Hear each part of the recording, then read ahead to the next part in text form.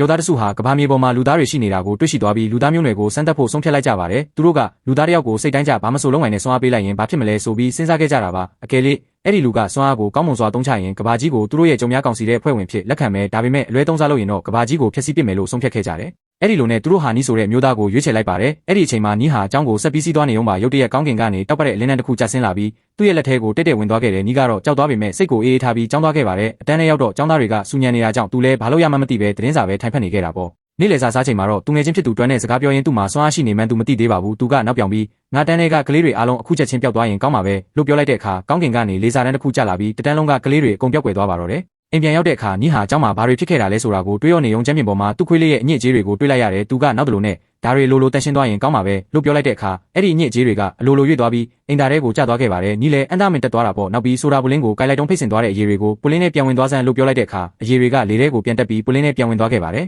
။အခုတော့နျူတယောက်သူ့မှာထူးခြားတဲ့စွမ်းအားရှိနေပြီဆိုတာကိုအပိုင်သိသွားပါပြီ။သူကဒီပူလင်းဟောင်းကိုအစ်စ်နဲ့လဲပေးလို့ပြောလိုက်တော့ပူလင်းကဆိုင်စီကိုပြန်သွားပြီးအစ်စ်တစ်လုံးနဲ့ပြန်ရောက်လာခဲ့တယ်။အဲ့ဒီနောက်သူကပျောက်သွားတဲ့အတန်းဖော်တွေကိုတတိယပြီးအားလုံးပြန်ပေါ်လာစေလို့ပြောလိုက်တဲ့အခါလူတွေအားလုံးဘာမှမဖြစ်တယ်လို့ပြန်ပေါ်လာကြပါတယ်။နီးလည်းထိတ်လန့်သွားပြီးအရာအားလုံးကိုပုံမှန်တိုင်းပြန်ဖြစ်စေငါတန်းဖော်တွေလည်းဘာအနေနဲ့မှမဖြစ်စေနဲ့လို့ပြောလိုက်ရတယ်ပြီးတော့သူကငါအကိုပါယမီရှင်ကြီးတယောက်ရဲ့ခန္ဓာကိုယ်ပေးစမ်းလို့ပြောလိုက်တဲ့အခါသူဟာအေဘတ်အိုင်းစတိုင်းနဲ့တပုံစံနဲ့တူသွားပါတော့တယ်။အခုတော့သူကကဘာကြီးတစ်ခုလုံးကိုပြောင်းလဲပစ်ဖို့စဉ်းစားလိုက်ပါတယ်ညစာစားရင်းနဲ့လူတိုင်းမှာသူတို့အိမ်မက်ထဲကအိမ်တွေနဲ့လုံလောက်တဲ့စားစရာတွေရှိပါစေလို့ဆုတောင်းလိုက်တဲ့ချက်ချင်းပဲကဘာတဝန်းကလူတွေဟာအရာအလုံးကိုအလွယ်တကူရရှိသွားကြပါတယ်ဒါပေမဲ့ရက်နှဲငယ်ကြာမှာတော့သတင်းတွေတက်လာပါတော့တယ်လူတွေဟာဘာမှမလုပ်ပဲအလကားရနေတာကြောင့်အလုံးမလုပ်တော့ပဲပြင်းရလာကြတယ်အဝလုံးနဲ့ယောဂါတွေဖြစ်လာပြီးလူများပြားဖျားနာတည်ဆုံးကုန်ကြပါတယ်ဒါတွေကိုမြင်ရတဲ့အခါနီးဟာအရန်ကိုစိတ်မကောင်းဖြစ်သွားခဲ့ပါတယ်နောက်ဆုံးမှာတော့သူကဒီစွမ်းအားတွေလာရနေရကိုပဲပြန်သွားပါစေတော့လို့ပြောလိုက်တဲ့အခါစွမ်းအားတွေကသူ့ကိုယ်ရဲ့ကနေထွက်သွားပြီးပျောက်ကွယ်သွားပါတော့တယ်အရာအလုံးဟာလည်းမူလရှိတဲ့ပုံမှန်တိုင်းပြန်ဖြစ်သွားပါတော့တယ်ခင်ဗျာ